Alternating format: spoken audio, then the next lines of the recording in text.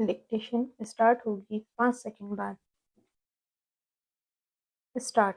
गृह मंत्री अमित शाह ने घुसपैठियों की पहचान करने और उन्हें वापस भेजने के लिए एक अभियान शुरू करने की दिशा में सभी राज्यों के पुलिस महानिदेशकों और केंद्रीय एजेंसियों के प्रमुखों की जो बैठक बुलाई, उससे यह पता चलता है कि वे इस अभियान को लेकर संकल्पबद्ध हैं। वास्तव में ऐसे किसी अभियान की गहन आवश्यकता है। ऐसा कोई अभियान तभी सफल होगा जब उसे पूरे देश में एक साथ शुरू किया जाएगा। यह अच्छी बात है कि पहली बार ऐसा होने जा रहा है।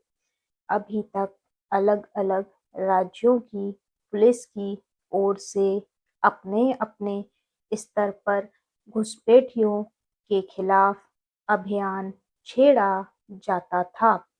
ऐसे किसी अभियान के दौरान उनकी पहचान और पकड़ भी होती थी, लेकिन घुसपैठिए ऐसा कोई अभियान शुरू होते ही पड़ोसी राज्यों में चले जाते थे।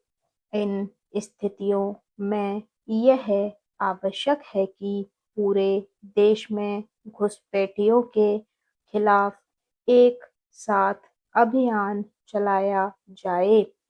देश में घुसपैठियों और विशेष रूप से बांग्लादेशी घुसपैठियों की संख्या कितनी होगी, इसका ठीक-ठीक अनुमान लगाना कठिन है, लेकिन इसमें कोई संदेह नहीं कि उनकी अच्छी खासी संख्या है। बांग्लादेशी घुसपैठिए एवं रोहिंग्या देश के लगभग सभी हिस्सों में दिखाई देते हैं। कई शहरों में तो वे लंबे समय से रह रहे हैं और उन्होंने छल-छदम से तरह-तरह के पहचान पत्र भी हासिल कर लिए हैं। पूर्वोत्तर और पश्चिम बंगाल जैसे राज्यों में तो वे मतदाता भी बन गए हैं और इस और सरकारी योजनाओं का लाभ भी उठा रहे हैं। घुसपैठ की समस्या पुरानी है, लेकिन अभी तक किसी भी केंद्रीय सत्ता ने इससे निपटने के लिए कोई ठोस उपाय नहीं किए। इसका परिणाम यह हुआ कि घुसपैठ लगातार जारी है। यह मानने के अच्छे भले कारण हैं कि घुसपैठियों को अवैध तरीके से देश में लाने और उन्हें पहचान पत्र देकर देश के विभिन्न हिस्सों में पहुंचाने बसाने वाले गिरोह सक्रिय हैं। इन स्थितियों में घुसपैठियों की पहचान करने और उन्हें पकड़कर वापस भेजने के लिए एक सुनियोजित रणनीति बनानी होगी।